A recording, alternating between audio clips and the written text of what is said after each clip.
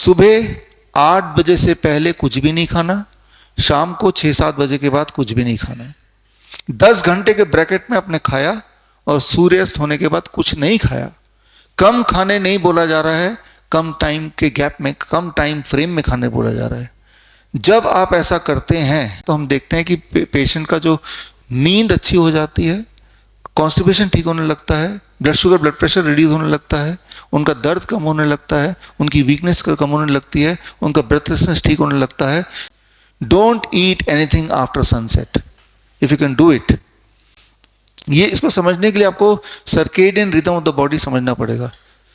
हमारे बॉडी का एक सर्केडियन क्लॉक है, दिनचर्या जिसे बोलते हैं। जिस तरह से आपका पूरा परिवार है, आपके परिवार में जितने भी मेंबर हैं उनका एक दिनचर्या है। उसमें एक बच्चा होगा तो उसका भी दिनचर्या है।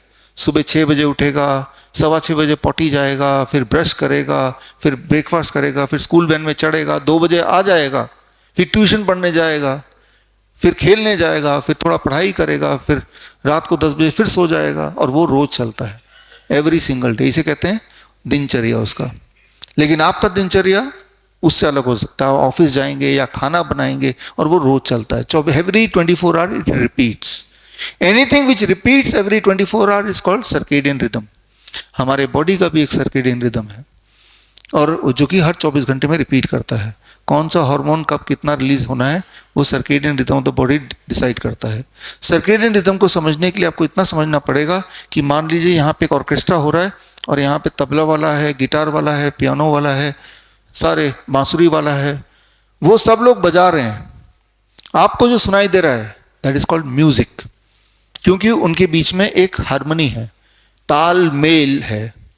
मैं क्या करता हूं, चालाकी से तबले वाले को या बांसुरी वाले को हिला देता हूं, उसे डिस्टर्ब कर देता हूं। वो डिस्टर्ब हो गया तब भी बजा रहा है। उसके डिस्टर्ब होने से क्या बाकियों का और उसका तालमेल बिगड़ेगा या कि नहीं बिगड़ेगा? बिगड़ जाएगा। लेकिन तब भी वो बजा रहा है और बाकी तब भी बजा रहे हैं। अब जो आपको सुनाई देगा that should be called as noise. Music नहीं रह गया। म्यूजिक और नॉइज में फर्क इतना ही है कि जब तालमेल इन बिटवीन खो जाए तो वो ही म्यूजिक नॉइज के रूप में सुनाई देती है। ठीक इसी प्रकार हमारी जो जिंदगी है, हमारी जो बॉडी है, हमारे बॉडी में हार्ट है, लंग्स है, स्टमक है, ब्रेन है, ये सारे इंस्ट्रूमेंट्स हैं ऑर्केस्ट्रा की तरह। इन सबके बीच में भी एक ताना बाना है, एक हार्मनी है। और जब इन सब के बीच की ट्यूनिंग ठीक रहेगी तो हमारी जिंदगी म्यूजिक बन जाएगी। अब जरा सोच के देखिए, ये सारा आप देख रहे हैं घड़ी में यही सारे जो गियर्स हैं पीछे लगे रहते हैं। मैंने इसको आगे कर दिया। इनमें से मैं अगर एक को भी छेड़ूंगा, इंटेस्टाइन को छेड़ता हूं, इसकी स्पीड को थोड़ी कम कर देता हूं, तो क्या बाकियों को डिस्टर्बेंस होगी?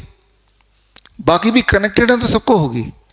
छोटे वाले को भी छेड़ूंगा तब भी बड़े वाले डिस्टर्ब होंगे, बड़े वाले को छेड़ूंगा तब भी सारे डिस्टर्ब होंगे। एक को भी ठीक से चलाना है तो वो तभी चलेगा ठीक से जब बाकी भी कनेक्टेड ठीक से चलेंगे। तालमेल, राइट? तो हमारे body, this is called the circadian rhythm of the human body. अगर सर्केडियन रिदम को हम बिगाड़ दें तो then the life is noise. इसी को बीमारी कहते हैं। सर्केडियन रिदम बिगड़ जाने को ही बीमारी कहते हैं। और इसका ठीक उल्टा, अगर एक को भी आप ठीक कर पाए तो बाकी भी इवेंचुअली ठीक होना ही है, तभी एक ठीक होगा, है ना? तो सर्केडियन रिदम को ठीक करने का सबसे पहला और सबसे पावरफुल तरीका है don't eat after sunset. Time as medicine. आपने देखा होगा चिड़िया है, बंदर है, जानवर हैं, एक पर्टिकुलर टाइम के बाद नहीं खाएंगे। वो इंसान ही है कि रात को 12 बजे भी खा सकता है, जोमेटो से मंगा सकता है, स्विगी से मंगा सकता है ना, आधी रात को। इंसान ही बीमार रहता है। बंदर को आप 7-8 बजे केले लेके दीजिए, रात को नहीं खाएगा, आपके ऊपर ही फेंकेगा, अगले दिन खाएगा वो। तो इंसान ने अपने नियम को ब्रेक किया, इसलिए हम बीमार रहते हैं।